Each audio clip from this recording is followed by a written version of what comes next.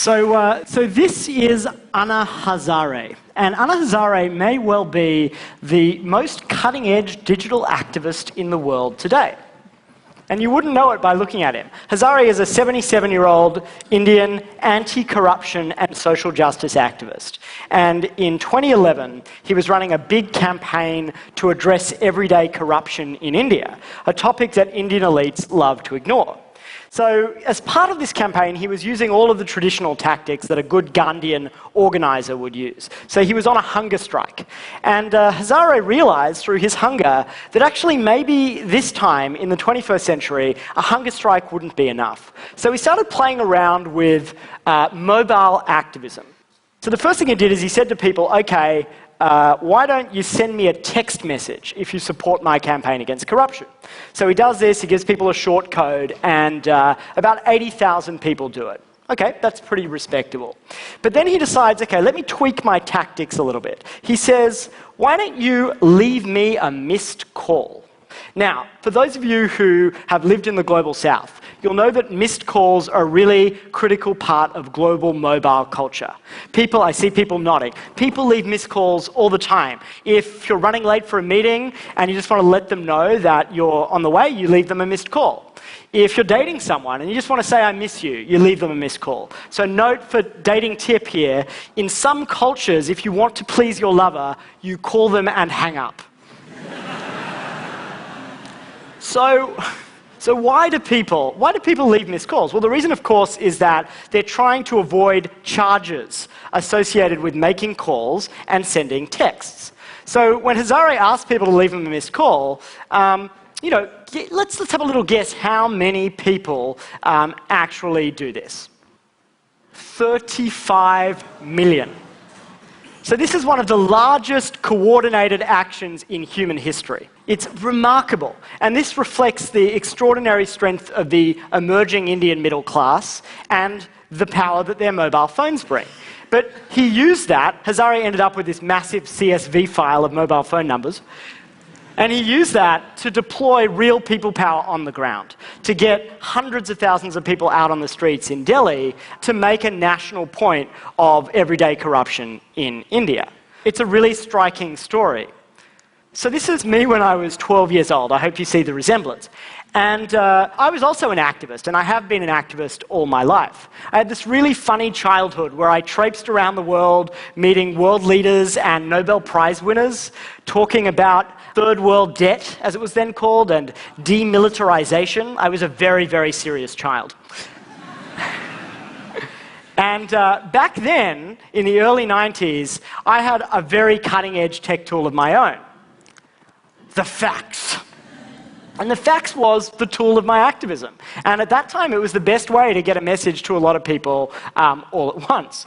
And so I'll give you one example of a fax campaign that I ran. It was the eve of the Gulf War. And I organized a global campaign to flood the hotel, the Intercontinental in Geneva, where James Baker and Tariq Aziz were meeting on the eve of the war. And I thought if I could flood them with faxes, we'll stop the war. Well, unsurprisingly, that campaign was wholly unsuccessful. And there were lots of reasons for that, but there's no doubt that one sputtering fax machine in Geneva was a little bit of a bandwidth constraint in terms of the ability to get a message to lots of people. And so, I went on to discover some better tools. I co-founded Avaz, which uses the internet to mobilize people and now has almost 40 million members. And I now run Purpose, which is a home for these kinds of technology-powered movements. So what's the moral of this story? Is the moral of the story, you know what, the fax is kind of eclipsed by the mobile phone. This is another story of tech determinism. Well, I would argue that there's actually more to it than that. I'd argue that in the last 20 years, something more fundamental has changed than just new tech. I would argue that there has been a fundamental shift in the balance of power in the world. You ask any activist how to understand the world, and they'll say, look at where the power is, who has it, how it's shifting. And I think we all sense that something big is happening. So Henry Timms and I, Henry's a fellow movement builder, got talking one day and we started to think, how can we make sense of this new world? How can we describe it and give it a framework that makes it more useful? Because we realized that many of the lessons that we were discovering in movements actually applied all over the world in many sectors of our society. So I want to introduce you to this framework, old power meet new power. And I want to talk to you about what new power is today. New power is the deployment of mass participation and peer coordination. These are the two key elements to create change and shift outcomes. And we see new power all around us. This is Beppe Grillo. He was a populist Italian blogger who, with a minimal political apparatus and only some online tools, won more than 25% of the vote in recent Italian elections. This is Airbnb, which in just a few years has radically disrupted the hotels industry without owning a single square foot of real estate. This is Kickstarter, which we know has raised over $1 billion from more than 5 million people. Now, we're familiar with all of these models, but what's striking is the commonalities, the structural features of these new models, and how they differ from old power. Let's look a little bit at this. Old power is held like a currency. New power works like a current. Old power is held by a few. New power isn't held by a few, it's made by many. Old power is all about download, and new power uploads. And you see a whole set of characteristics that you can trace, whether it's in media or politics or education. So we've talked a little bit about what new power is. Let's for a second talk about what new power isn't. New power is not your Facebook page. I assure you that having a social media strategy can enable you to do just as much download as you used to do when you had the radio. Just ask Syrian dictator Bashar al-Assad. I assure you that his Facebook page has not embraced the power of participation. New power is not inherently positive. In fact, this isn't a normative argument that we're making. There are many good things about new power, but it can produce bad outcomes. More participation, more peer coordination sometimes distorts outcomes, and there are some things, like things, for example, in the medical profession, that we want new power to get nowhere near. And thirdly, new power is not the inevitable victor. In fact, unsurprisingly, as many of these new power models get to scale, what you see is this massive pushback from the forces of old power. Just look at this really interesting, epic struggle going on right now between Edward Snowden and the NSA. You'll note that only one of the two people on this slide is currently in exile. And so it's not at all clear that new power will be the inevitable victor. That said, keep one thing in mind. We're at the beginning of a very steep curve. So you think about some of these new power models, right? These were just like someone's garage idea a few years ago. And now they're disrupting entire industries. And so what's interesting about new power is the way it feeds on itself. Once you have an experience of new power, you tend to expect and want more of it. So let's say you've used a peer-to-peer lending platform like LendingTree or Prosper, then you've figured out that you don't need the bank. And who wants the bank, right? And so that experience tends to embolden you. It tends to make you want more participation across more aspects of your life. And what this gives rise to is a set of values. We talked about the models that new power has engendered, the Airbnbs, the Kickstarters. What about the values? And this is an early sketch at what new power values look like.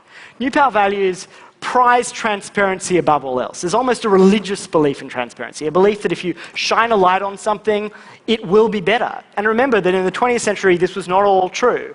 People thought that gentlemen should sit behind closed doors and make comfortable agreements. New power values of informal, networked governance. New power folks would never have invented the UN today, for better or worse. New power values participation, and new power is all about do-it-yourself. In fact, what's interesting about new power is that it eschews some of the professionalization and specialization that was all the rage in the 20th century. So what's interesting about these new power values and these new power models is what they mean for organizations.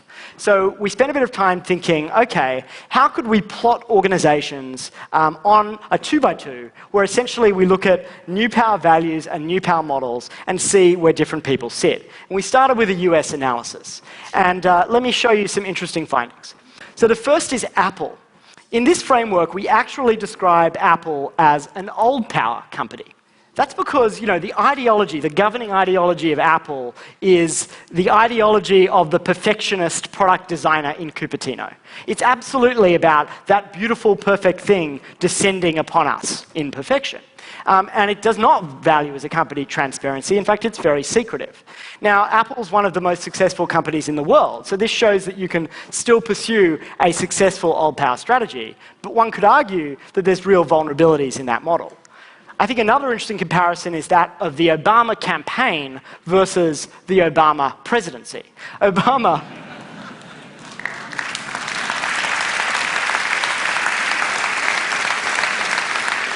Now, I like President Obama. He ran with new power at his back, right?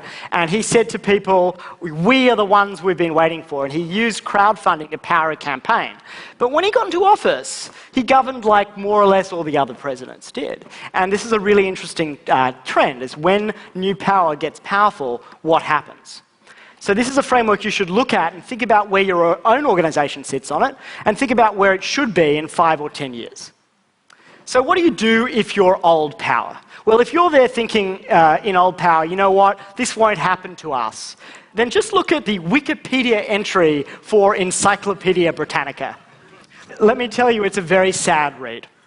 But if you are old power, the most important thing you can do is to occupy yourself before others occupy you, before you are occupied. Imagine that a group of your biggest skeptics are camped in the heart of your organization, asking the toughest questions, and they can see everything inside of your organization. And ask them, would they like what they see, and should our model change? What about if you're new power? Is new power just kind of riding the wave to glory? I would argue no. I would argue that there are some very real challenges to new power in this nascent phase. Let's stick with the Occupy Wall Street example for a moment. Occupy was this incredible example of new power, the purest example of new power, and yet it failed to consolidate. So the energy that it created was great for the meme phase, but they were so committed to participation that they never got anything done. And in fact, that model means that the challenge for new power is, how do you use institutional power without being institutionalized? On the other end of the spectrum is Uber. Uber is an amazing, highly scalable new power model. That network is getting denser and denser by the day. But what's really interesting about Uber is it hasn't really adopted new power values. This is a real quote from the Uber CEO recently. He says, once we get rid of that dude in the car, he means drivers, Uber will be cheaper. Now, new power models live and die by the strength of their networks, by whether the drivers and the consumers who use the service actually believe in it. Because they're not an exercise of top-down perfectionism. They are about the network. And so the challenge, and this is why it's in no way surprising, that Uber's drivers are now unionizing. It's extraordinary. Uber's drivers are turning on Uber. And the challenge for Uber, and this isn't an easy situation for them, is that they are locked into a broader superstructure that is really old power. They've raised more than $1 billion in the capital markets. Those markets expect a financial return. And the way you get a financial return is by squeezing your users and your drivers for more and more value, and giving that value to your investors. So the big question about the future of new power, in my view, is will that old power just emerge? So will new power elites just become old power and squeeze? Or will that new power base bite back? Will the next big Uber be co-owned by Uber drivers? And I think this is going to be a very interesting structural question. Finally, think about new power being more than just an entity that scales things that make us have slightly better consumer experiences.